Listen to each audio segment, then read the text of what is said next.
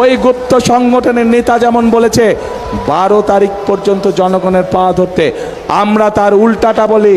আমি আমার নেতাদেরকে, আমি আমার কর্মীদেরকে বলি 12 তারিখ থেকে না, আপনারা 13 তারিখ থেকেও আগামী 5 বছর জনগণের পা ধরে থাকবেন। কারণ আমরা দেখেছি জনগণের শক্তি যার পিছনে না থাকে, জনগণের সমর্থন যার পিছনে না থাকে, তার পরিণতি কি হতে পারে 5 তারিখ 5ই আগস্ট আমরা সমগ্র দেশবাসী প্রত্যক্ষ করেছে। প্রিয় ভাই বোনেরা, আমরা যারা বিএনপি করি, আমরা যারা শহীদ রাষ্ট্রপতি জিয়াউর রহমানের আদর্শে বিশ্বাসী, আমরা যারা দেশের যে খালেদা জিয়ার আদর্শে বিশ্বাসী, আমাদের কথা একটাই, কাজ একটাই, আমরা বিশ্বাস করে জনগণই সকল ক্ষমতার উৎস। এবং সেই জন্যই আমরা যে সকল পরিকল্পনা গ্রহণ করি, সেগুলো গ্রহণ করে জনগণের জীবনযাত্রা কীভাবে ভালো করা যায়, আমরা সেজন্যই সেই সকল পরিকল্পনা গ্রহণ করি যার মাধ্যমে জনগণের ভাগ্য পরিবর্তিত হতে পারে।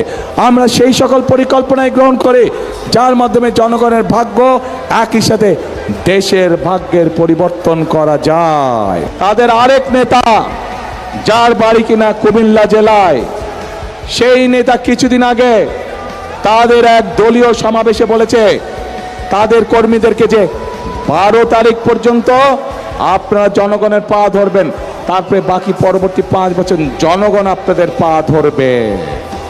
প্রিয় ভাই বোনেরা, চিন্তা করুন, এই রকম কথা কে বলতে পারে যে 12 তারিখ পর্যন্ত তাদের নেতাকর্মীরা জনগণের পা ধরবে, তাহলে 12 তারিখের পর থেকে জনগণ তাদের পিছে পিছে ঘুরবে, জনগণ তাদের পা ধরবে।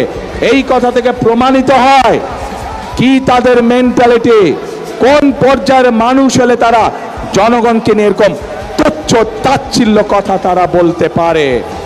প্রিয় ভাই বোনেরা, এইসব লোক যদি নির্বাচিত হয়, এইসব লোক যদি দায়িত্ব পায়, তাহলে আজকেই আমাদের কাছে পরিষ্কার হয়ে যাচ্ছে যে জনগণের ভাগ্যের কি দুর্বিষহ অবস্থা হবে, দেশের মানুষের ভাগ্যের কি দুর্বিষহ অবস্থা হবে।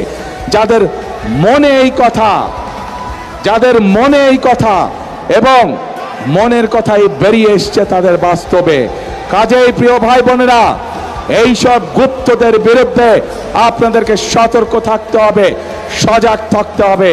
যারা দেশের মানুষকে সম্মান করতে জানে না, যারা পরিকল্পনা করে রাখে যে 12 তারিখের পর থেকে তারা জনগণকে নাকে দড়ি দিয়ে ঘোরাবে, তাদেরকে উচিত শিক্ষা আপনাদেরকে দিতে হবে। প্রিয় ভাই বোনেরা,